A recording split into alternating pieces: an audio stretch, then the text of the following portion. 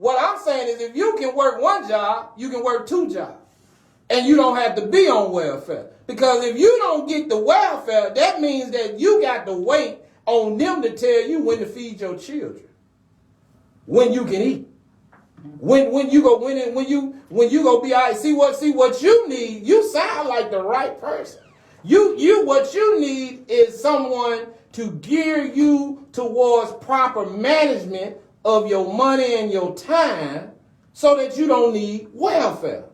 Because you got the right mindset. You say you get up, you go to work. Well, guess what? You can split that time up. You can go to work. You can be in school. Possibly you can get a better job that will pay for your schooling. And then you can still have your rent covered and make a decent amount of money where you don't need welfare. At the end of the day, I get what you're saying, but welfare spelled backwards is farewell. Go ahead, caller, you on there. Hey, I'm just saying. It is what it is today, y'all. You are tuned in to the Pick and the Polo show. Pick ain't here. He ain't here today. I ain't got to be good today. You go get it today. Go ahead, caller. You on there. We having serious conversation. Yeah. How you doing, Polo? I'm doing great. How you doing, my brother? This is good for Clint. Clint, what's going on, Rising Sun? Man, I've been studying this for a long time, and I can see you just how it's going. I've been collecting civil rights for over 32 years. And I've been reading on it and see how it goes. But it come all the way now, the black African guys are too devious jealous towards one another. It ain't the women got nothing to do with it. The men is just straight up. Hate to see you have anything. Brought up, want to kill each other just because you look at me wrong or bump me wrong, or you got a better ride than me, or you smoke better than me. We just don't have no love in the male generation. They're going to take somebody like my friend Charles Evans said. Well, what's wrong with us, though, Clint? Strong, put up a fine score.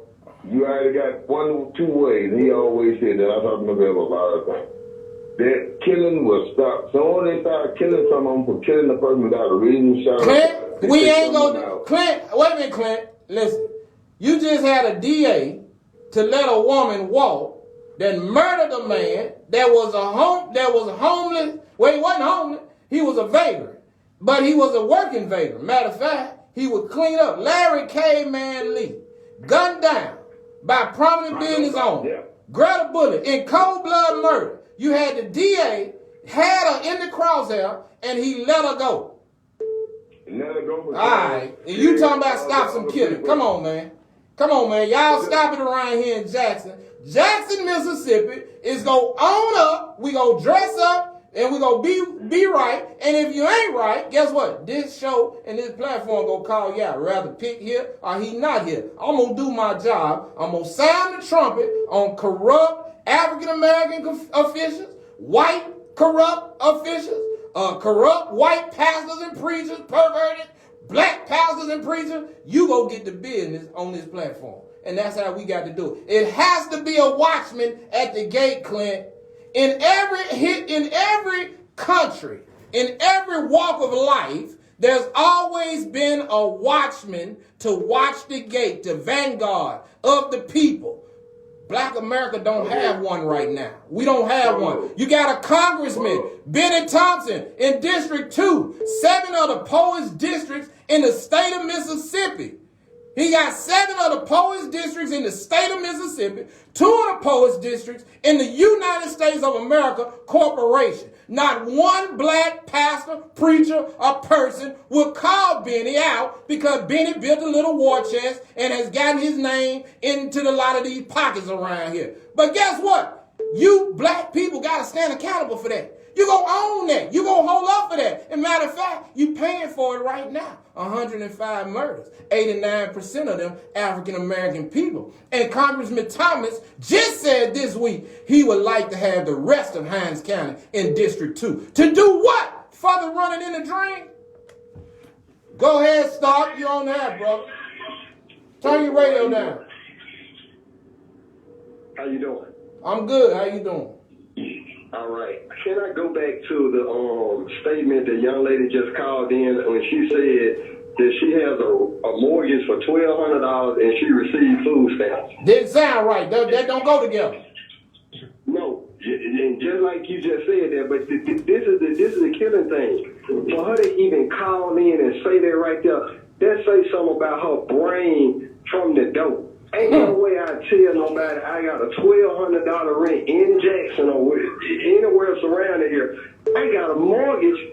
I don't pay $1,200. If you got Okay. $1,200 mortgage and you need food stamps, evidently you staying somewhere where you ain't got no business staying. You need to move somewhere where it costs $900, and you take that other $300 you were spending on your mortgage and you put that towards your food.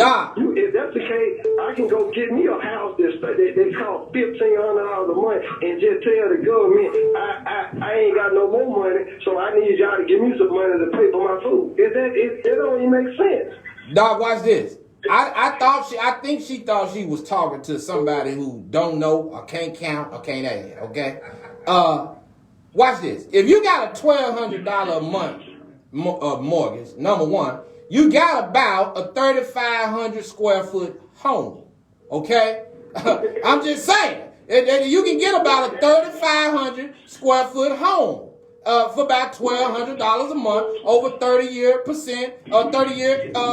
mortgage, okay, with about a 3 to 4% interest rate. All right, so I'm not sure if she thought she was talking to a clown or somebody who can't add, who don't think on their feet or what. That's why I hung up in her face.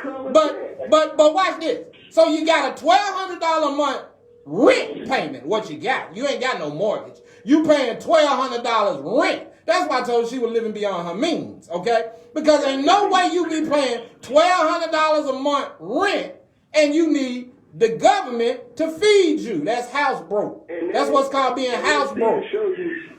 That still show you something about your mindset, because if you even get locked into something with somebody charging you $1,200 for rent, you got to be crazy. You must got about 8 people that you need a house. You need to go get you an apartment or something. That's all you can do. You on rent. You need to pay $600, $800 for your own. You can't just go out there and live where you want to live and say I ain't got no more money. I need the government and the state to give me some money to pay for my food. You need to downsize then. If that's the case, I want to do that today and put all my money toward my house, and the government need to give me some food stamps. If that's what we're doing this now. Hey, you know what, Colin? Watch this. One of the problems in Jackson, Mississippi, the reason that we see the disenfranchisement and the gentrification of this city is because you have people that are renting. You don't have many African-American homeowners in Jackson like you should have, okay, based on the population. Now, watch this. When you don't have the amount of homeowners that you should have, then you lose the tax base, number one, but you also lose the insight as to what you want to do about your community. Because most renters don't care about the community. They just go pack up and move to another place and rent again. But if you had homeowners, right, they don't own anything. So they like gypsies. They just move from spot to spot. But if you had homeowners, African-American homeowners, then they would be more inclined and in tune to take care of their community. I tell you what, Polo, I'm going to put it like this. Say you got your rental car. When you go get a rental car, you'll put, some people don't, you got my daddy, when I was coming up, you better not put no regular in his car. You get that rental car, guess what you put in there? Anything, because you don't care. You drive it any kind of way, you do it any kind of way, and you return it because it ain't yours. Now, had you got a car off the lot, and you paid for it, and this is something you can keep and you own it, you would lose your mind if you call somebody drive, you let somebody drive your vehicle, and you seen them driving your car any kind of way, you would lose your mind. Yeah. Let me take this next call, Colin. Appreciate you for calling, home. Go ahead, Colin.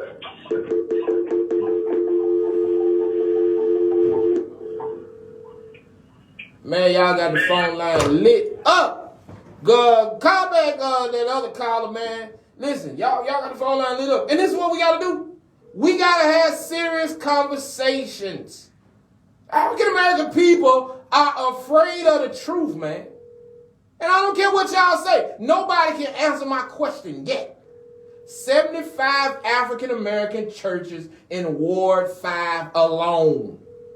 And look at Ward 5. And somebody said, well, why you pick Ward 5, Polo? Because that's where I'm at today. And I thought it would be fitting that we brought it up, that Ward 5 looks like a war zone. And you got 75 African-American churches alone in Ward 5.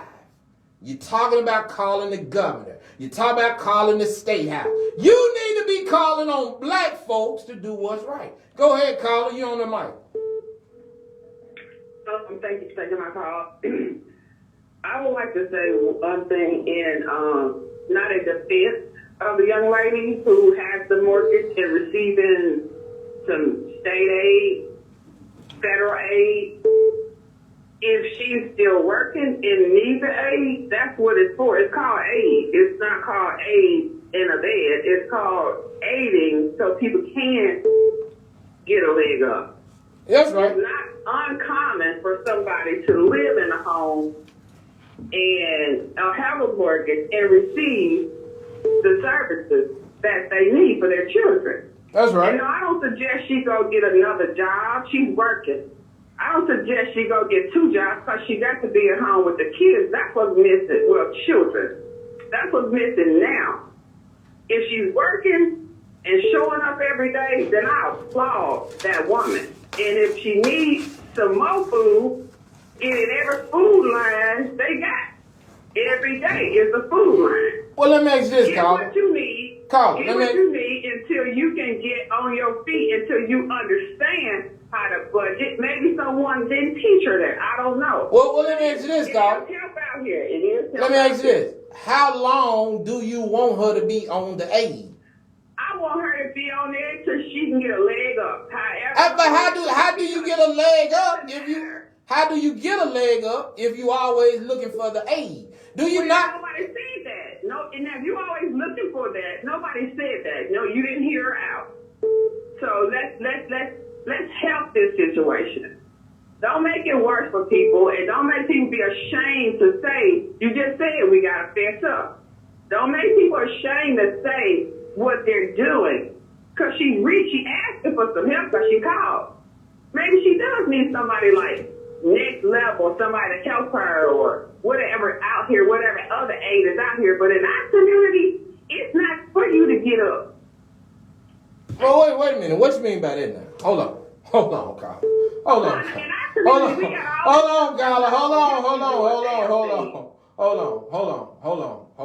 Hold on. Let me, and me and you real good people. We real close. Let me tell you something.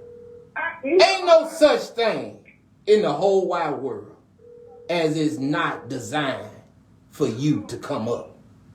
Ain't no way in the world a person can wake up in the morning and tell themselves, unless you crazy, that it's not designed for me to make it in America. The United States of America, the greatest place in the whole world. I mean, hey, if little Nas X can dress up in a dress and put a fake picture like he pregnant and y'all accept that, you mean to tell me a person can't get off of welfare?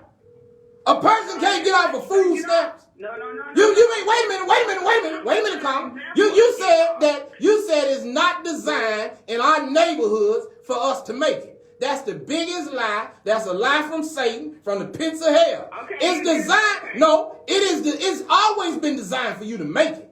What's happening is we not thinking. We don't want to think. We want a handout. We want somebody to give us something. We want entitlement. We want somebody to feel sorry for something that didn't happen to us. We didn't get put on no slave ship. We didn't get thrown over the sea. We didn't come over on the passage. But you talk about that all the time. You always talk about, but we've been through this. We've been through that. But your Negroes won't get up and you won't pick up your pants. You won't take that weave out your head, the messed up eyelashes, and all this other stuff that these people done made you meticulate to make you look like somebody who you not. You won't be honest with yourself. And then you want to call a show like this and say it wasn't designed in our communities for us to make it? I just got out the penitentiary, unjustly sent to the penitentiary, got back out here and then made over $200,000 in less than a year. How you tell me it ain't designed for us to make it? Okay. I get up, carry my butt to work every day, and you know this, work hard. I get out of this community, work for the people, go home, try to take care of children and a son. And you sit here and tell me it ain't designed? Man, I gotta let you go, Carla. You wasting my time. Hey, people, do not call this show. I don't care how close we are.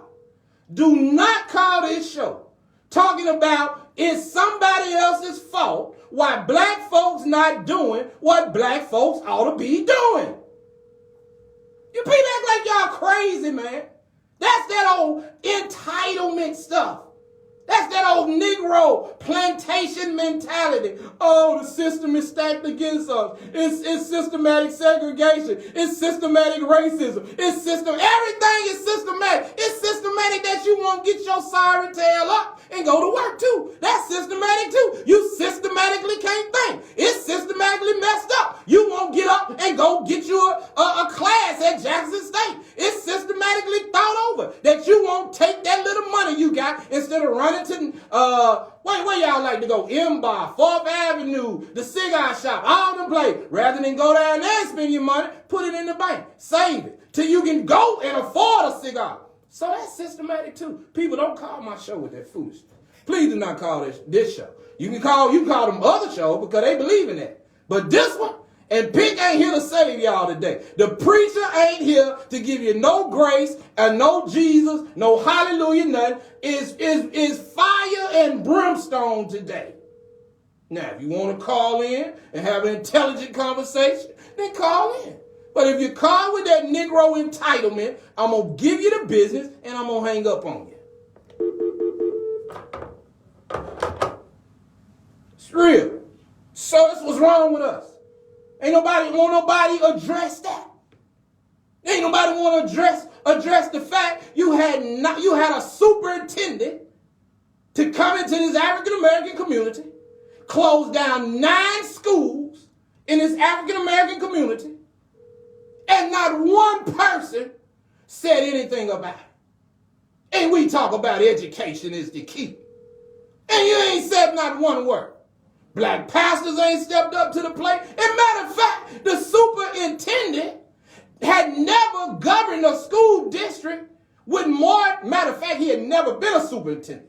He had never been in charge of anything over 3 elementary charter schools. And you mean to tell me his first come up is on uneducated Negroes of Jackson, Mississippi? He hit his first major lick on us in the African American community, the 100 black men. Leroy Walker ain't said nothing. 100 black women ain't said nothing. AKA Sarada ain't said nothing. Kappa Alpha Psi ain't said nothing. Omega Psi Phi ain't said nothing. Ain't nobody said nothing. None of these fraternities, they got school teachers in them. They got principals in them. Y'all let a known homosexual come into this district, close down 9 of our most privileged learning academies for African American children in this community. The Negroes call this show with that entitlement. Not today. Not today. Pick might need to be sick next week so I can give y'all the business. Where y'all at? Where the supervisors at? Where the council members at? African American people be talking about education is the key. Education is the key. How is it going to be the key and you close 9 schools down and I roll by all 9 of them, the grass is high, ain't being cut, that's properties that's sitting on the state and the city, we own and paying tax on, and they not being used. And this community ain't said not one word. Crickets. Crickets. Reverend Crudup ain't said nothing. Jerry Young ain't said nothing. Pick ain't said nothing till I got on it. None of these big churches ain't said nothing. Greater Bethlehem Center ain't said a word. Play with it. Play with it. Go ahead, caller. You on there? Turn your radio down. I'm good. How you doing? I can't complain, taking it one day at a time. But I'm calling from, my name Mike. I'm calling from the neighboring town next door, Rankin County. And I agree. I've been here laughing, waiting to change my mama oil in my truck. And I just been here laughing. Like I say, man, you telling the guy down the truth. You know, everybody looking for an excuse. And the excuse is, it lies within you when you wake up in the morning. Grandma always said, you know, the early bird gets the worm. And if the early bird got the worm, when I woke up, granddaddy wasn't there. So, you know, if the early bird got the worm, she was waiting on me to teach me that, and I was born 91. I just turned 30. I'm a Leo. But like I say, if she was there to teach me that, and he was already gone to work, so I mean, a lot of men are just waking up at that time when the rooster crows. And you know what a lot of them do? They roll over. Because that woman gone. My mama worked 2-3 jobs up until my mama and my dad. My dad died at 15. But they all, like, they worked together and everything that they did. You know what I'm saying? And with that being said, I wake up, now I got children. I got a lot of children. But me going to a Rankin County school, they divided us. You know, when we would come to the courtyard in the morning before school, we would see the multitude of us. Then we look at them, like, you know, but when we go to class, they separated us. It was 20 of them in class to, about 3 to 5. And we knew but like I say, growing up in our community, we knew our place. So we, you know, you had now, like I say, you had some that looked at, you know, all right, but we already knew it was something brewing with that. You know what I'm saying? There was something wrong with that because they only played baseball and they ran cross country. They ain't run no 100 meter, no 200 meter. In other words, caller, watch this, caller. They stuck with what they knew they could win at. Right. They knew what they were great at. They knew what they were beating at. They knew what they were great at. And they didn't try to interfere in those other areas. I played quarterback. And guess what? Guess what? African American people, we don't know how to play our position. Say that. We don't know how to play our position. We don't know how to play our position. Matter of fact, look at it right now. The African American voter will go out on Tuesday and make a vote. And he'll go home on Tuesday night and sit down and will never stand behind his vote. His vote, right. But that Caucasian community, that you don't see trying to be loud, boisterous, and all out front and everywhere, not trying all of these milk crate challenges and all this other foolish stuff that we do to try to keep up. But what they'll do, they'll take the whole family out on voting day. Everybody is 18 and over. They go to Cracker and Barrel after they vote. They gonna sit down and talk about their vote. And then for 365 days out the year for 4 years straight, they gonna stand behind the decision that they made. Their communities gonna look different. Their schools gonna look different. That matter of fact, you was out there in Rankin County. My children went to Rankin County. They went nowhere around. You know what you see every morning when you pull up? A sheriff deputy car. The sheriff is on site at every school in Rankin County. You don't have parents coming out there acting a fool with bonnets on their head, with pajamas on, with flip-flops on, smelling like blunts, talking crazy about their unlearned, uneducated child. Because they know, guess what? You're going to go to jail out there. You're going to go to jail? Matter of fact, I'm going to show you how smart we are, Colin. Most common criminals in Jackson dare to cross Lakeland Drive and commit a crime. What do that tell you? They'll let you know that they know. They'll let you know that they know where they can get away with it at. So when people talk about it wasn't designed for us to come up, that's crazy. It wasn't designed for you to be a failure. That's what it wasn't To be a designed. failure. It wasn't designed for you to fail. Right. Yeah. Thanks for calling, man. And so I appreciate it. I appreciate it anytime.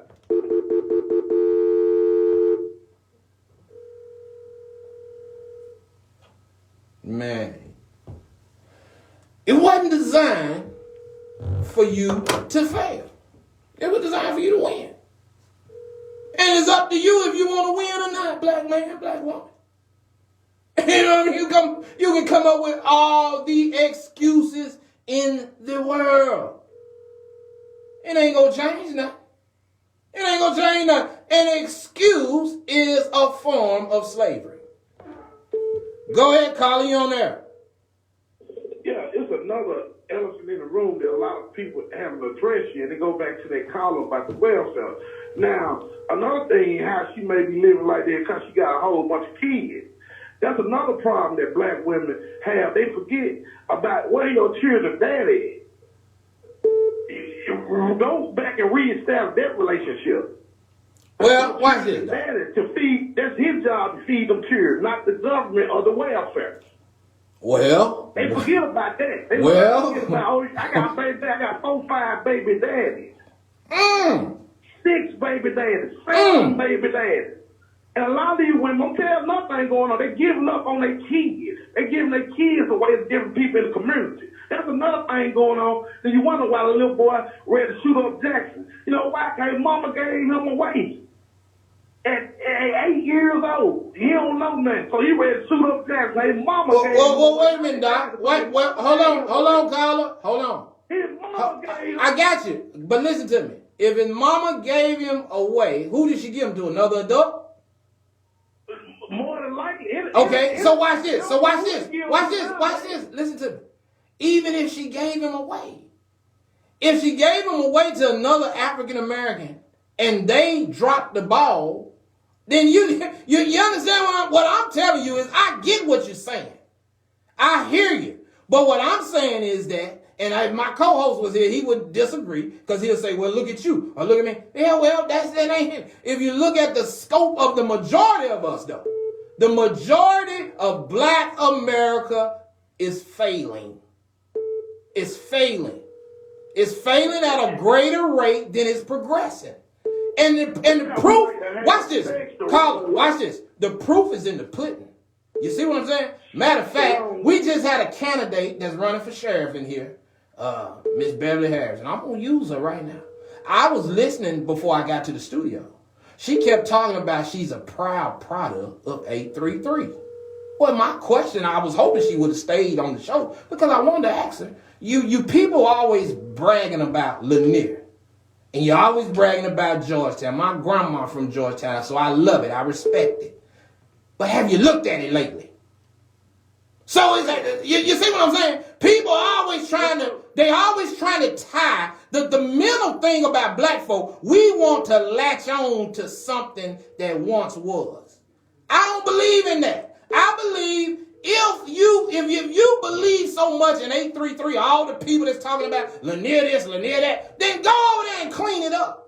Go over there around the school and advocate for the school to have a better look. Advocate for it to get his ambulance program back. Advocate for the kids to have laptops as they come in like they do in Northwest Rankin and Madison County. Do something. Don't be hollering about I'm a proud product of a neighborhood that look like a doggone pig pen. I'm a proud product of a school that you ain't been back to since you graduated from it. Quit that foolishness. But guess what? The African American Negro and the African American community, we buy into it. That's what we do. We buy into it. And there's another thing that it goes back to is that like women they have a loose in the between their leg problem. You got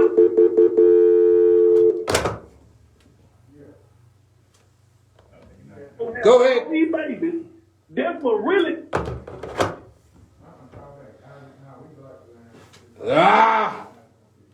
Hey man, the phone line is lit, y'all. I'm trying to get to him. Ho? Pastor Pick trying to call in. Call back, Pick. Man, I'm telling you, it's hot. It's hot. It's hot. It's hot. It's hot. I'm not taking no more calls until I get Pick on the line. Y'all gonna have to wait a minute. I gotta take Pick call. I gotta take his call. The co-host is trying to call in. All right, so y'all just bear with me 1 minute.